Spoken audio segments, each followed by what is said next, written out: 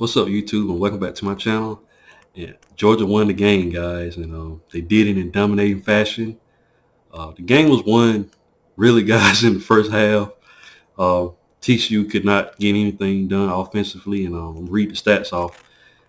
Georgia completely dominated this game from the start to finish. TCU was nervous from the first snap. I mean, they completely got dominated, guys, and Georgia won the game 65-7. And it's the first team to go back-to-back in the college football playoff era. So, huge accomplishment for Georgia. What can you say, man? You got to take your hats off to them, man. And I'm proud of them. They went out there and represented the SEC. I'm going to read off the stats, guys. Stetson Bennett, man. They're going to make a movie about this guy. I mean, this guy was a walk-on and won 2 championships back-to-back, guys.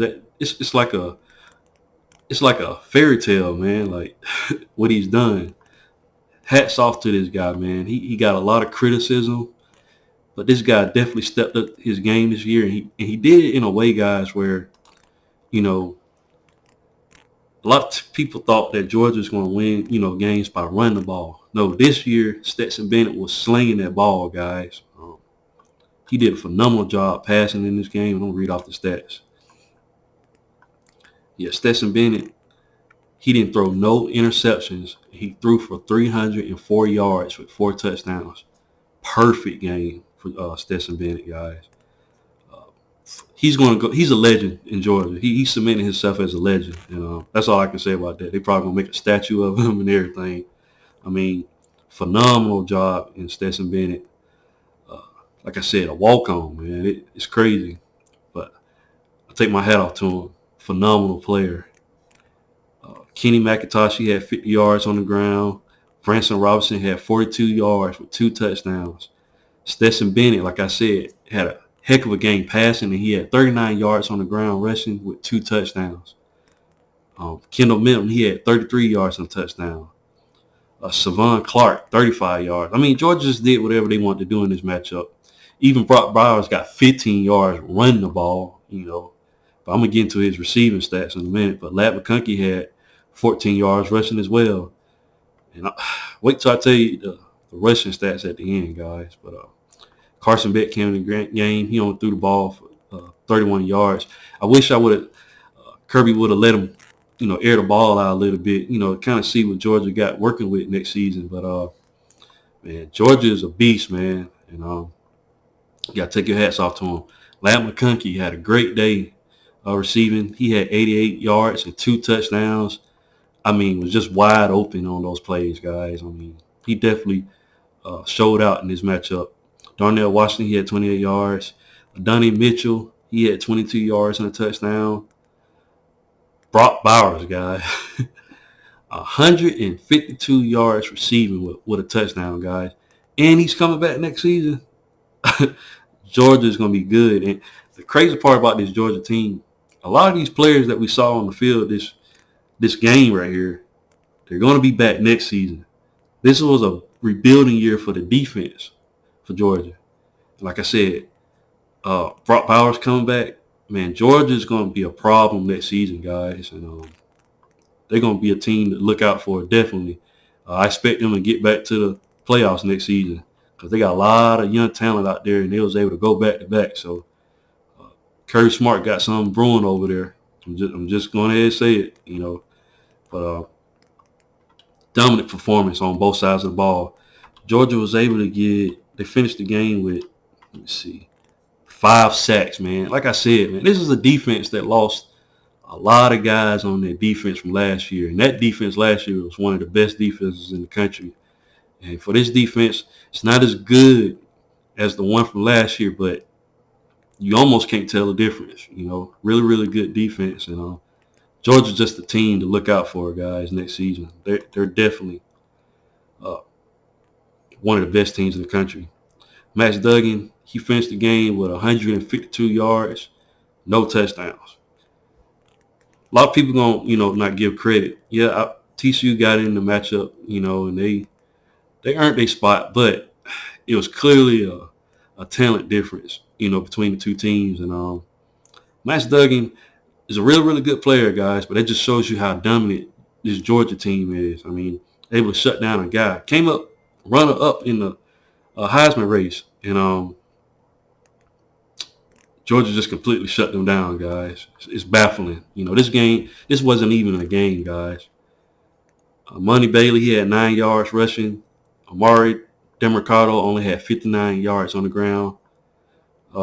Max Duggan was the only one that was able to get that touchdown when they had that big play and put them in position to score. He ran it in, but he finished the game. Max Duggan finished the game with negative 38 yards rushing. So, like I said, he only got that one touchdown, but I mean, dominant performance by Georgia, guys. I just can't say it enough. Quentin Johnson, he finished the game with 3 receiving yards. Like, let me see. Darius Davis had like 101 yards. It didn't even look like he even got that in the matchup. But that one touchdown, like I said, that big play and Max Duggan running in. The TCU defense just looked tired early in the first half. Looked tired then, and I just knew Georgia finna, crush them in the second half, and they did. Total offense, Georgia was able to get 615 yards of total offense. They got 335 yards passing, and they got 254 yards on the ground. That's insane. Georgia was averaging 8.1 yards per play. That's insane, guys. This is a championship game. 5 yards per rush for Georgia. I mean, just ridiculous. Georgia got 32 first downs. Now, TCU, they was only able to get 323 total yards of offense. It don't even look like they got that much. I'm just being honest. They got 152 yards passing. They only got 36 yards on the ground. I mean, dominant performance by Georgia. TCU was only averaging 1.2 yards per rush. That's crazy. And I don't even know if this is 0.6 average per pass. TCU cannot even pass the ball in this matchup. Like, Georgia just completely shut down.